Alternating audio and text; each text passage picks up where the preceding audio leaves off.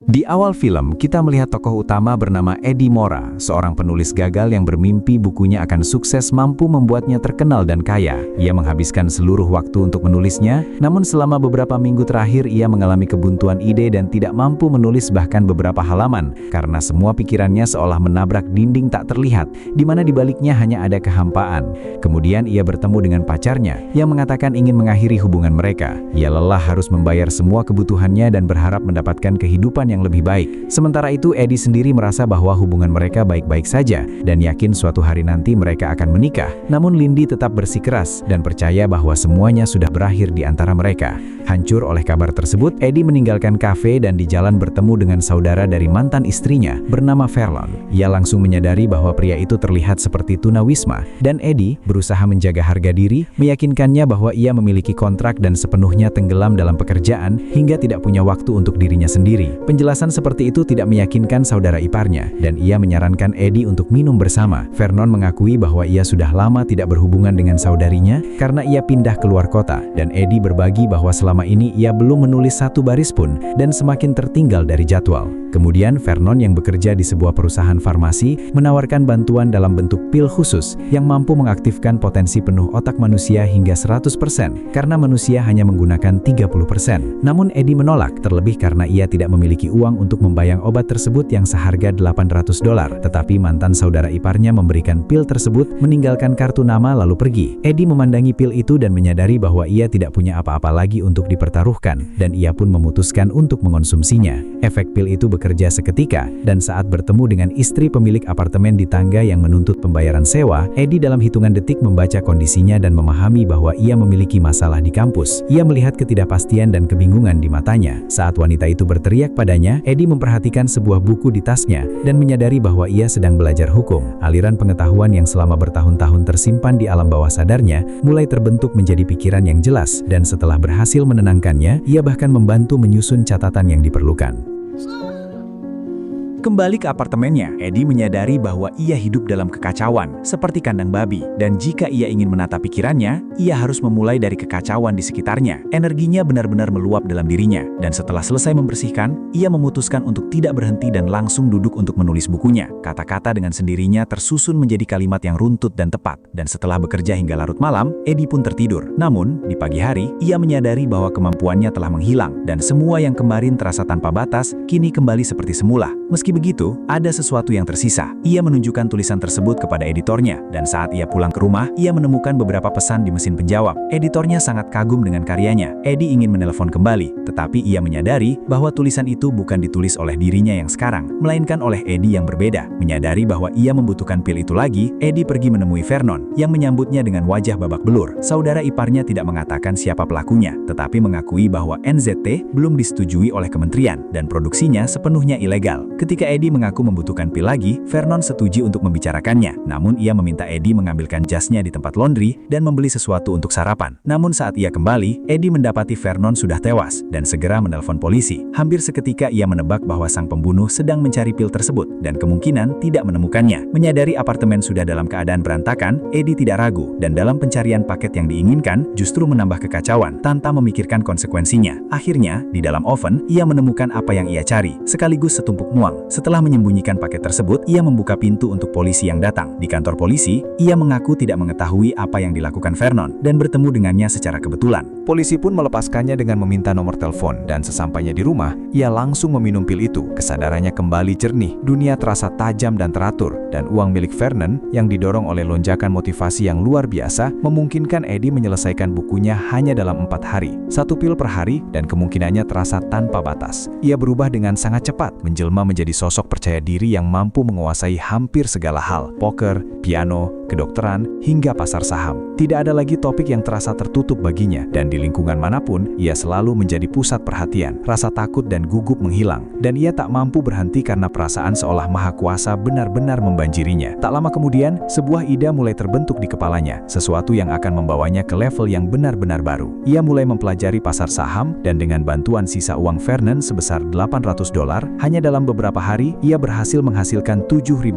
Namun pertumbuhan seperti itu terasa terlalu lambat bagi Eddie, dan bank menolak memberikan pinjaman kepada seseorang tanpa riwayat riwayat yang stabil. Karena itu, ia beralih kepada seorang otoritas kriminal Rusia bernama Gennady yang setuju memberinya pinjaman sebesar $100.000 dengan bunga tinggi. Dengan bantuan Kevin, kenalan barunya, ia mendapatkan pekerjaan dari mana ia mulai serius bertransaksi di bursa saham. Di bawah pengaruh pil tersebut, Eddie berubah menjadi mesin analisis pasar yang nyaris sempurna. Dan pada akhir minggu, lebih dari $2 juta sudah ada di akun brokernya. Kabar tentang trader sukses ini menyebar dengan cepat, dan tak lama kemudian, Kevin memberitahu bahwa seorang finansier besar bernama Carl Van Loon telah menjadwalkan pertemuan dengan Eddie. Perubahan drastis ini tentu juga mempengaruhi kehidupan pribadinya. Lindy setuju untuk makan malam bersamanya, dan Eddie yang baru berhasil membuatnya terkesan dengan kemampuan bahasa Italia yang sempurna, serta kemampuannya membaca emosi dengan luar biasa. Tak butuh waktu lama, mereka pun kembali bersama. Namun, di balik semua kesuksesan ini, ada dua hal yang mulai mengganggu Eddie. Ia semakin sering menyadari bahwa ada seorang pria tak dikenal yang mengikutinya, dan ia sendiri mulai mengalami momen disorientasi, seolah realitas di sekitarnya mulai kehilangan kestabilannya. Akhirnya, hari pertemuan dengan Carl Van Loon pun tiba. Ia tidak banyak berbicara dan lebih memilih mendengarkan cerita bagaimana dalam waktu hanya 10 hari, Eddie mampu melipat gandakan kekayaannya berkali-kali lipat. Kesederhanaan sekaligus kecemerlangan pendekatannya menarik perhatian asisten Van Loon, meskipun ia juga merasakan adanya kepercayaan diri berbahaya dalam diri broker muda itu, yang nyaris berbatasan dengan megalomania.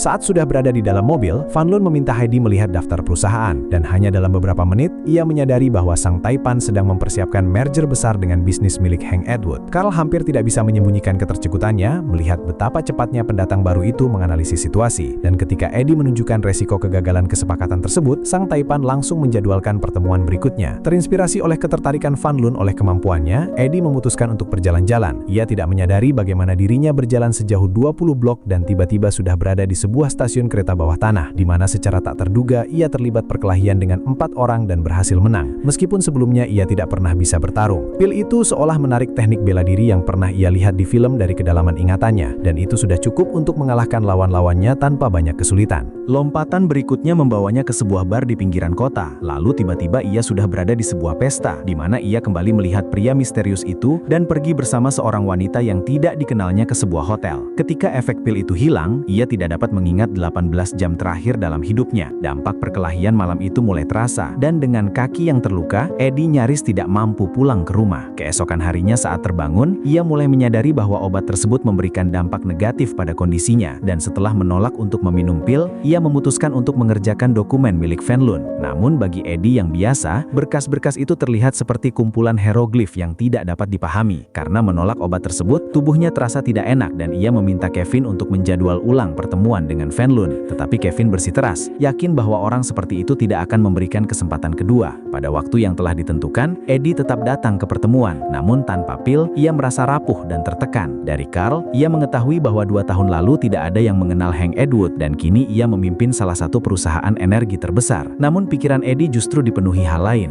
Berita melaporkan bahwa jasad Maria Winter telah ditemukan, dan dengan ngeri Eddie menyadari bahwa itu adalah wanita yang bersamanya di kamar hotel sehari sebelumnya. Para saksi melihat seorang pria tak dikenal di dekatnya, dan informasi ini membuat Eddie merasa mual. Dalam kepanikan, ia meninggalkan pertemuan dan kembali ke rumah. Telepon dari Melissa seolah menempatkan semuanya pada tempatnya. Ia memperingatkan Eddie tentang bahaya pil tersebut, dan Eddie pun meminta untuk bertemu. Saat duduk di taman, Eddie mencoba menghubungi klien-klien Vernon, tetapi dengan cepat menyadari bahwa sebagian besar dari mereka telah meninggal atau berakhir di rumah sakit. Ketika ia menghubungi nomor berikutnya, nada dering terdengar sangat dekat, dan ia mengenali pria yang selama ini mengikutinya. Menyadari siapa yang menelponnya, pria itu langsung mengejar Eddie, namun ia berhasil melarikan diri. Setelah berhasil lolos dari pengejarnya, Eddie bertemu dengan Melissa dan hampir tidak mengenali wanita yang dulu menarik perhatian banyak orang di sekitarnya. Ia langsung memahami bahwa Eddie sudah lama mengkonsumsi pil tersebut dan mengaku bahwa dirinya juga pernah menjadi klien kakaknya. Awalnya, obat itu membuat hidupnya terasa sempurna, memberinya perasaan seolah maha kuasa. Tetapi setelah mengetahui bahwa orang-orang bisa meninggal karenanya, karena otak tidak mampu menahan beban sebesar itu dalam waktu lama, ia memutuskan untuk berhenti. Kini, ia menderita sakit kepala dan mual yang membuatnya sulit berkonsentrasi. Melissa menyarankan Eddie untuk secara bertahap mengurangi dosis, hingga akhirnya berhenti sepenuhnya. Terlalu larut dalam masalahnya sendiri, Eddie melupakan urusan dengan Gennady, dan pria itu pun memutuskan untuk mengingatkannya. Melihat pil di tangan Eddie, sang bos kriminal tanpa ragu langsung mengambilnya dan mengajaknya pergi ke bank. Eddie tidak yakin apakah masih ada pil tersisa di apartemennya, tetapi ia tahu bahwa ia sempat menyembunyikan persediaan di apartemen Lindy. Ia pun mendatangi tempat kerja Lindy dan mengakui semuanya. Kini Lindy mengerti dari mana semua energi itu berasal, dan Eddie memintanya mengambil pil yang bisa membuatnya kembali normal. Tak lama kemudian, Eddie menerima telepon dari Lindy yang panik, melaporkan bahwa seorang pria tak dikenal sedang mengikutinya. Saat ia keluar dari mobil, pria itu juga turun dan mencoba mendekatinya. Lindy berusaha meminta bantuan orang-orang di sekitarnya, namun hal itu tidak menghentikan pengejarnya, dan tanpa ragu, pria tersebut membunuh 2 orang. Namun itu sudah cukup bagi Lindy untuk berhasil bersembunyi. Saat berada dalam kondisi yang relatif aman, ia memberitahu Eddie bahwa pria itu masih mencarinya. Menyadari ini adalah satu-satunya kesempatan, Lindy memutuskan untuk meminum pil tersebut dan seketika kesadarannya menjadi jernih. Otaknya seolah mulai membaca ruang di sekitarnya dengan sendirinya, menganalisis setiap detail dan memilih jalur paling optimal. Hampir tanpa berpikir, ia berlari menuju arena es, seakan sudah mengetahui langkah berikutnya. Ia berhasil melukai pengejarnya dan lolos dari kejaran. Akhirnya, Lindy berhasil menemui Eddie dan ia pun menerima pil yang menyelamatkan hidupnya. Mereka menyewa kamar hotel dan keesokan paginya, Lindy mengakui bahwa baru sekarang ia benar-benar memahami betapa pil itu mengubah seseorang. Eddie meyakinkannya bahwa ia akan berhenti mengkonsumsi obat tersebut begitu ia mampu memberikan kehidupan yang nyaman bagi mereka.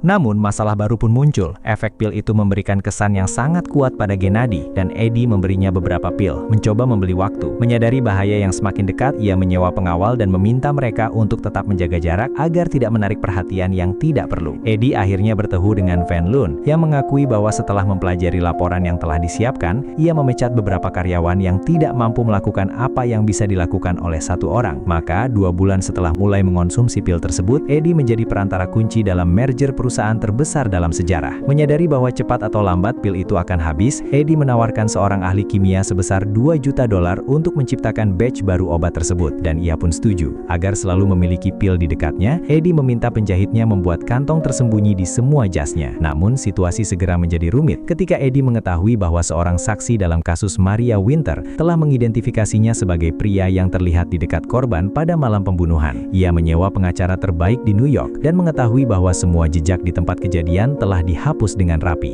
Meskipun ancaman penangkapan semakin dekat, Eddie tetap terlibat dalam negosiasi dengan Hank Atwood dan setelah semuanya selesai, ia menuntut bayaran atas kontribusinya. Bagi Van Loon, Eddie sudah lama bukan sekedar karyawan berharga. Ia telah menjadi aset strategis yang tidak bisa dilepaskan karena kemampuannya melihat pasar bertahun-tahun ke depan, menemukan celah dalam perusahaan-perusahaan besar, dan jika diinginkan, dengan mudah berpindah ke pihak pesaing. Itulah sebabnya permintaan Eddie sebesar $40 juta untuk kebebasannya terdengar bagi Van Loon bukan sebagai proposal bisnis, melainkan sebagai kehilangan kendali atas aset yang terlalu berbahaya. Dan untuk menjaga Eddie tetap berada di sisinya, Carl membuka kredit tanpa batas untuknya, siap menanggung segala pengeluaran. Menyadari bahwa ia semakin terjerumus ke dalam permainan berbahaya, Eddie memutuskan untuk membeli apartemen di salah satu gedung elit kota, menghitung bahwa tempat tinggal dengan sistem keamanan berlapis akan menjadi semacam bunker baginya. Sementara itu, Gennady kembali muncul, menuntut pil baru dan memeras Eddie dengan ancaman akan membocorkan kasus Maria Winter ke media. Pada hari pertemuan yang telah ditentukan, alih-alih Hank Atwood, istrinya yang datang dan melaporkan bahwa ia tiba-tiba jatuh sakit dan dirawat di rumah sakit. Saat mengantarnya ke mobil, Eddie mengenali supirnya sebagai pria yang sebelumnya mengejarnya. Dan saat itu ia menyadari bahwa Atwood juga mengkonsumsi pil tersebut. Dalam proses identifikasi, Maurice Brand memilih orang-orang yang semirip mungkin dengan Eddie, dan saksi di balik kaca menjadi bingung dalam keterangannya. Tidak pernah berhasil menunjuk dengan pasti siapa pria yang ia lihat pada malam pembunuhan tersebut. Bagi Eddie, semuanya seolah berakhir dengan baik, dan setelah mengambil jaketnya dari Maurice, ia menemui Carl, dari siapa ia mengetahui bahwa Atwood telah jatuh koma. Kabar ini membuat Eddie teringat bahwa ia sendiri telah melewatkan 1 dosis pil, dan saat mengurung diri di kamar mandi, ia menyadari bahwa persediaannya telah habis. Kembali ke kantor Van Loon, Eddie menerima sebuah paket dari sekretaris yang ditujukan khusus untuknya, dan di dalamnya ia menemukan pesan dari Gennady, tangan terpotong milik para pengawalnya. Tanpa menghiraukan Van Loon, ia langsung pergi, dan setibanya di apartemennya, saat melihat Maurice Brand diberita bersama istri Atwood, ia langsung memahami siapa yang telah merampoknya. Ketukan di pintu membuyarkan pikirannya, dan ia mendengar suara Gennady yang menuntut agar pintu segera dibuka. Menyadari bahwa ia tidak memiliki pil dan tidak akan mampu menyuap sang bos kriminal, Eddie memutuskan untuk mengakhiri segalanya. Namun saat berdiri di ambang dan bersiap mengambil langkah terakhir, ia tiba-tiba teringat pada 1 pil terakhir yang seharusnya seharusnya tersembunyi di salah satu kotak. Eddie dengan panik mulai mencarinya, sementara para penjahat mendobrak pintu. Tetapi saat akhirnya menemukan pil yang diinginkan, ia terjatuh dan tidak sempat meminumnya. Saat berada di tangan Gennady, Eddie melihat bahwa pria itu telah mengubah cara mengkonsumsi obat, menjelaskan bahwa dengan cara tersebut, obat masuk ke aliran darah lebih cepat dan efeknya bertahan lebih lama. Mengetahui bahwa Eddie tidak memiliki apa-apa lagi, Gennady memerintahkan anak buahnya untuk menggeledah apartemen tanpa menyadari bahwa Eddie diam-diam menyembunyikan pisau di belakang punggungnya. Saat para anak buahnya membongkar berangkas, sang bos kriminal menyatakan bahwa ia akan mengetahui kebenaran bagaimanapun caranya, bahkan jika harus menyiksa Eddie sampai mati. Namun rasa percaya diri Gennady justru menjadi kelemahannya, dan ketika ia terlalu dekat, Eddie menyerang dan melukainya secara fatal. Dorongan terakhir itu menguras hampir seluruh tenaga Eddie, tetapi tiba-tiba ia menyadari bahwa obat tersebut ada di dalam darah Gennady. Dengan putus asa, ia menjatuhkan diri ke lantai dan mulai meminumnya. Obat itu langsung bekerja, menghasilkan efek yang sudah sangat dikenalnya. Kesadarannya kembali jernih, pikirannya tersusun dengan sempurna, dan sebuah rencana jelas terbentuk di kepalanya. Dengan memperhitungkan langkah lawan beberapa tahap ke depan, ia berhasil mengatasi mereka dan sekali lagi lolos dari kematian. Pada malam yang sama, Hank Atwood meninggal dunia dan Eddie memberitahu pengawalnya bahwa obat yang bisa menyelamatkan bosnya sebenarnya berada di tangan Maurice Brand. Namun ia memilih menyimpannya untuk dirinya sendiri. Hal ini membuat sang pembunuh murka dan ia pun memutuskan untuk menghukum sang pengacara. Sementara Eddie akhirnya kembali menguasai obat tersebut. 1 tahun berlalu, Edward Mora mencalonkan diri sebagai senator dan ia diberitahu bahwa salah satu sponsor terbesar ingin bertemu dengannya. Van Loon dengan cepat memahami setinggi apa ambisi Eddie dan menegaskan bahwa ia mengetahui tentang obat tersebut. Ia telah menemukan laboratorium yang memproduksi obat untuk Eddie, membeli perusahaan itu, lalu menutupnya, sehingga menjadi satu-satunya orang yang mampu melanjutkan produksinya. Sebagai imbalannya, Van Loon hanya menginginkan satu hal. Ketika Eddie mencapai kursi kepresidenan, ia harus mempromosikan kepentingan sekelompok orang tertentu. Namun, calon senator itu tidak puas dengan kesepakatan tersebut. Dengan tenang, Eddie menjelaskan bahwa ia telah memperkirakan skenario ini, dan sejak lama telah menyiapkan beberapa laboratorium yang bekerja secara bersamaan. Lebih dari itu, selama 1 tahun terakhir, ia juga mengumpulkan informasi tentang Van Loon dan menyiapkan langkah-langkah balasan jika pria itu mencoba menyerangnya. Seberapapun keras Carl mencoba mengakalinya, Eddie selalu selangkah lebih maju dalam melihat situasi. Dan untuk membuktikannya, dalam hitungan detik ia melakukan perhitungan dan memprediksi sebuah kecelakaan. Dari perubahan detak jantung Van Loon, ia memahami bahwa jantung sang taipan hanya bekerja setengah dari kapasitasnya dan ia akan segera membutuhkan operasi. Carl gagal meyakinkannya untuk bekerja sama, dan setelah menyingkirkan Van Loon, Eddie pergi makan siang, di mana saat ia memesan dalam bahasa Mandarin, hal itu sudah tidak lagi mengejutkan Lindy.